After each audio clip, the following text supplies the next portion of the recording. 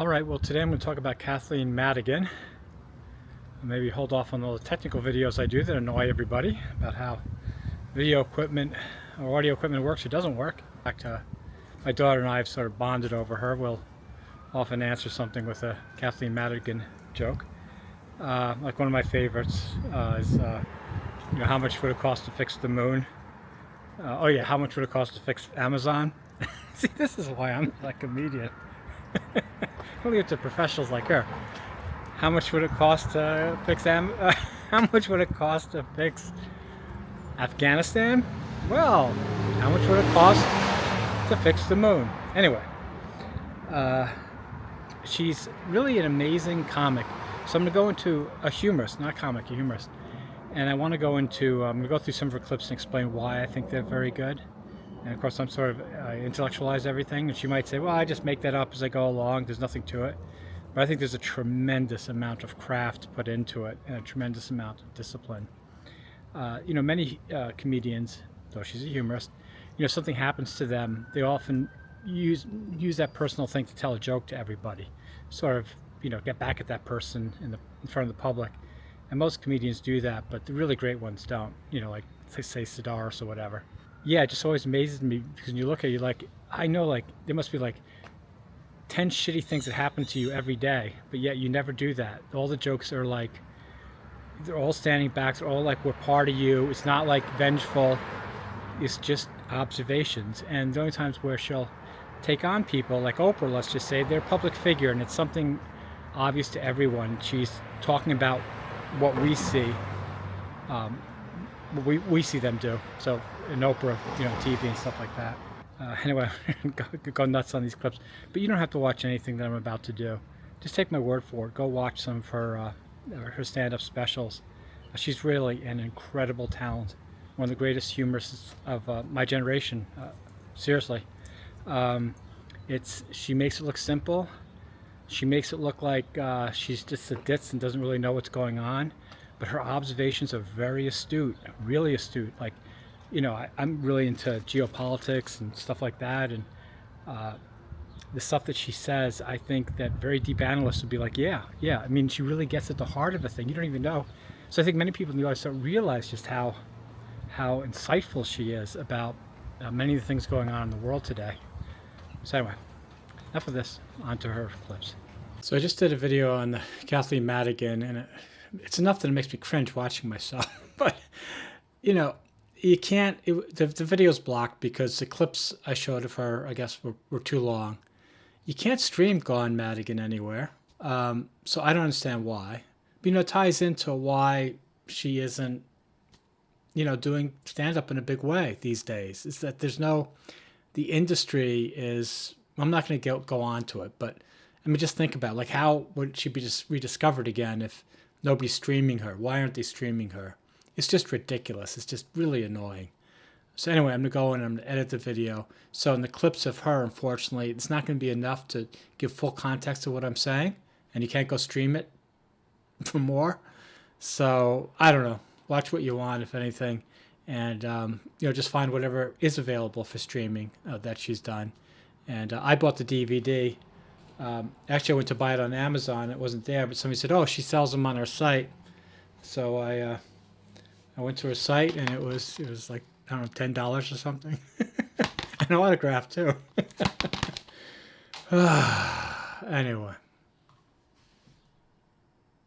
Never even made one, but I said enough is enough. This year, I am no longer going to go on WebMD and self-diagnose my imaginary illnesses. Now, in this analysis, you're going to say, well, Max, you're analyzing this, and maybe she would even say, I just make it up. None of this is going intellectual, none of this structural stuff is happening. But anyway, I think it is. Anyway, whether it's consciously or unconsciously. So later in her stuff, she does a bit about healthcare. She has very specific ideas about healthcare, jokes about healthcare, observations. But here she's just setting it up like, I'm just like you, I'm just a hypochondriac. And I'm not, she doesn't take there are two types of people in medicine. There are like anti-pharma like me and like pro-pharma like my wife, right? I mean, that's, I think, how most of us are put. But we're all sort of silly about, searching things on the internet. So in this way, she basically forms a very non-confrontational, easy relationship with the audience. It's not really much of a joke, but it sets things up, and that's important. What a year. I went to Iraq and Afghanistan to entertain the troops. Oh, thank you. No, that's very nice. I feel guilty when you applaud, though. I tried to get out of So I'm really into geopolitics. And one of the issues in Afghanistan, well, it's been an issue for a long time, and many analysts talk about this, is that the U.S. was not paying enough for nation building in Afghanistan. In fact, one of the last things they tried was to build the ring road around Afghanistan. They figured, okay, if we built this big highway around the whole country, then our troops can always get there. We can create security and trade and all this kind of stuff. But they never put enough money. There must have been corruption. Whatever happened, not enough money was put into it. The ring road was never finished for whatever reason. So when she goes there, I mean, think, if she was just like a regular comedian, right, just there for jokes, she wouldn't look at Afghanistan and think about it. Like, what does it mean? Like, why are we there? So that joke, like, how much would it cost to fix Afghanistan? Well, how much with the moon?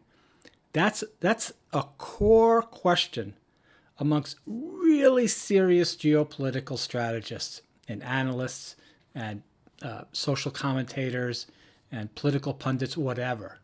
And she really nails that question, right? Because that's, that joke is really funny to somebody that follows it, because exactly, like, it's just too much. It just would take too much money.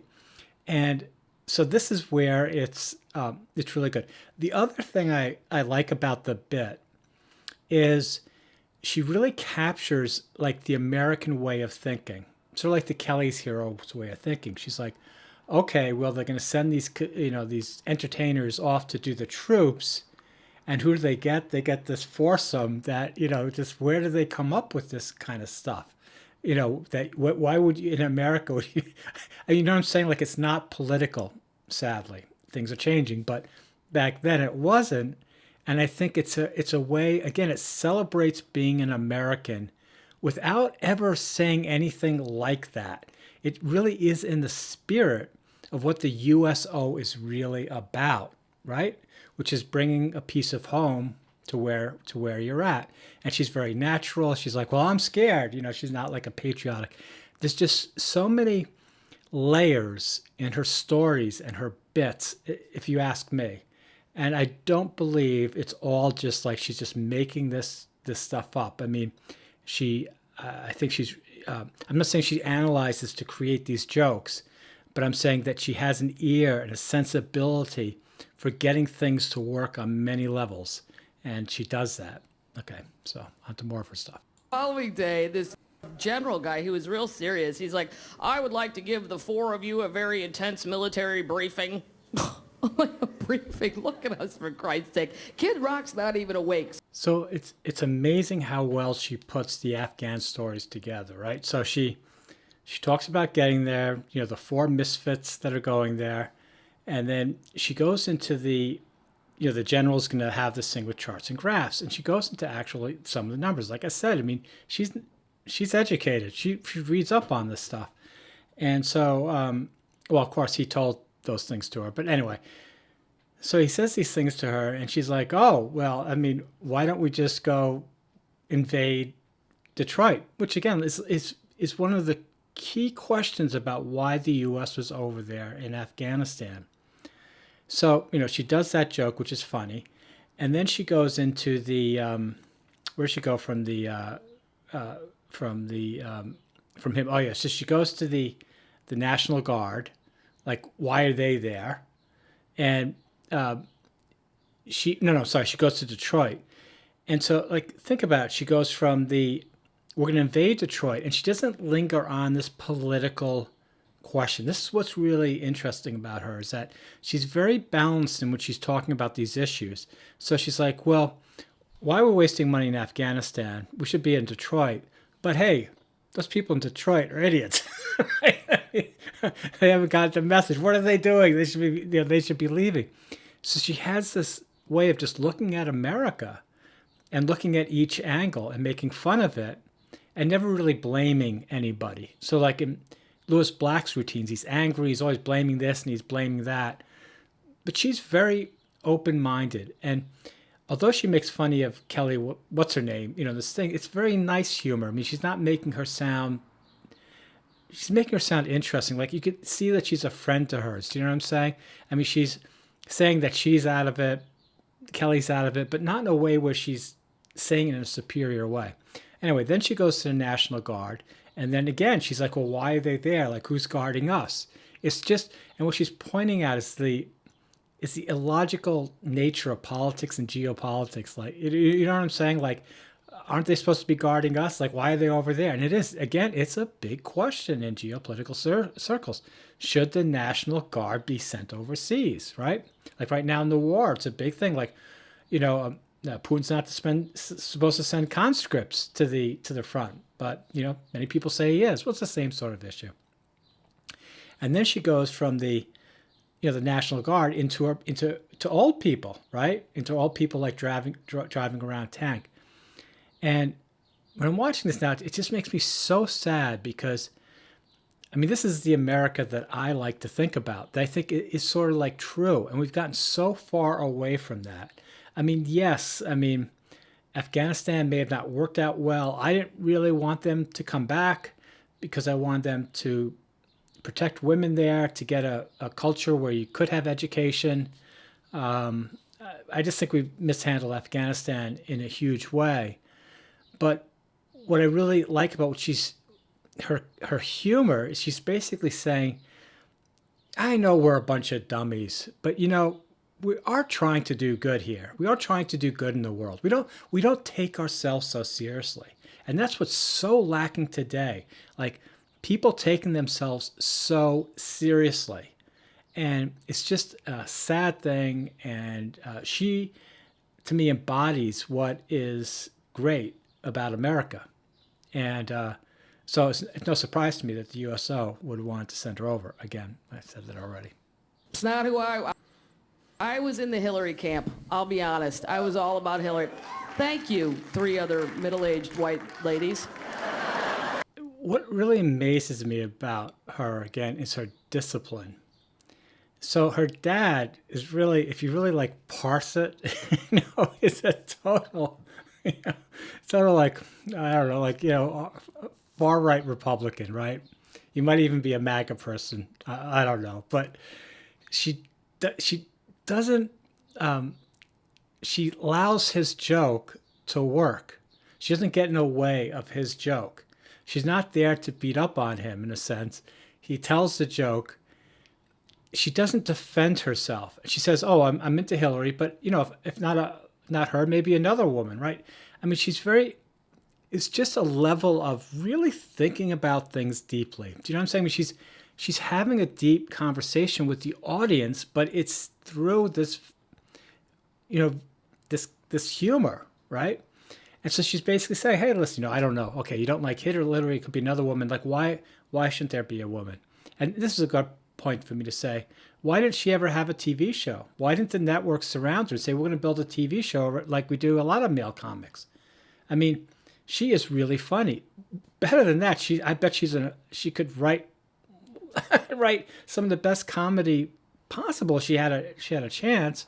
So why isn't she, have a, I mean, I can't think of a famous sitcom off the top of my head right now, but it is a big question. Why didn't she have a series surrounding her? I think Lewis Black had like a little series or some attempt, right?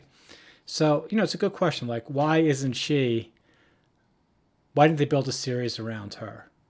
I think it's because she's not into that sort of competitiveness.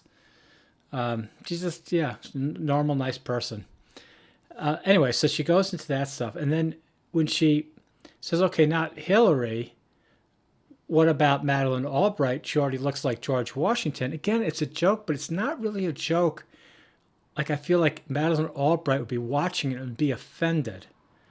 Maybe I'm wrong. And so it's just, it's just it's just she goes for the humor, right? She's not confrontational about it. She makes you think about this. Why can't a woman be president? They should be able to be president. She knows how to win these arguments, but she purposely does not want to win the argument. She wants her audience to have a good time, to laugh, and to think about these things. And she makes sure to never prod them, right? Completely different from Lewis Black, who's yelling at you. So he's yelling and yelling. So if you share that sort of ranty thing, you get into it. But her stuff is really hard because it's just so easy to tell a boring story and just not get it right. Anyway, so I transcribed this, and I'm gonna put a link to it down below, so you can go read the transcript of this comedy act. And I'd only watched I saw this I think originally 12 years ago. It was made 15 years ago, and I was reading the transcript laughing. I mean, she's just a very, very funny a writer. I mean, a great humorist. And she could have written books. I don't know why she didn't write books. She could easily write humor books. Again, she could easily have a show.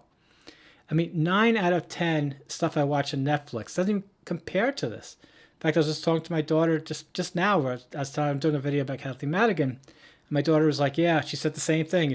She goes, she says such a high bar, it's hard to watch stuff now. And it's true. It's I don't know, why don't these younger people watch her? A master craftsman, disciplined, very skillful, thoughtful, has something to say. Just the complete package. So yeah, big fan of Kathleen Madigan. Go watch her later.